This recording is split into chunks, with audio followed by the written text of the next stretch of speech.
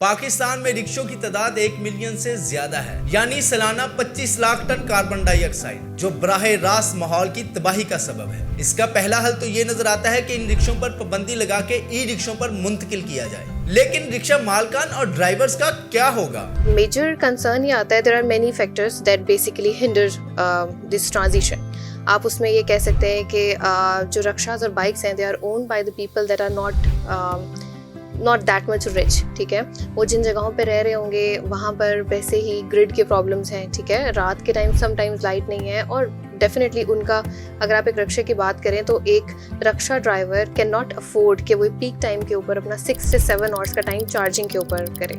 So when you are going to talk to a rickshaw driver कि please shift towards electrical vehicle और electrical rickshaws, he will say okay, for example मैं चाहता हूँ मेरे यानी petrol अगर ख़त्म होता है तो I just go and 5 minute के अंदर अंदर जो है वो मेरी रीफिलिंग हो जाती है, राइट। लेकिन जब हम उसको ये कहेंगे कि अच्छा, जब आपका पेट्रोल ख़त्म होता है, आपकी चार्जिंग ख़त्म होती है इलेक्ट्रिकल व्हीकल के केस में, बैटरी आपकी डिस्चार्ज हो जाती है, तो what you have to do is कि आप 6 से 7 घंटे उसको खड़ा कर दें। Nobody can afford that, specially a rickshaw driver जिसके बच्चों का कंसर्न है, जिसने पैसे कमाने हैं, तो उसने डेली के अपने अखराजात पूरे करने, he will not go towards that, right.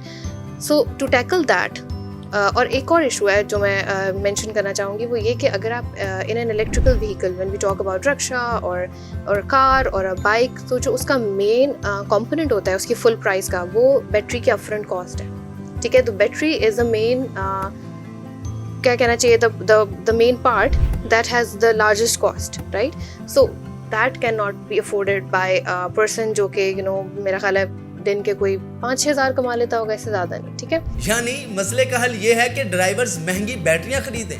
नहीं, तो फिर इस मसले का हल क्या है? So for that, swappable battery stations, they are very important, ठीक है। वर्ल्ड वाइड शिफ्ट जो है वो स्वैपेबल बैटरी स्टेशंस पे आ रहा है। हमने भी स्वैपेबल बैटरी स्टेशंस के थ्रू ही अपने रक्शास को जो है वो पावर किया हुआ है।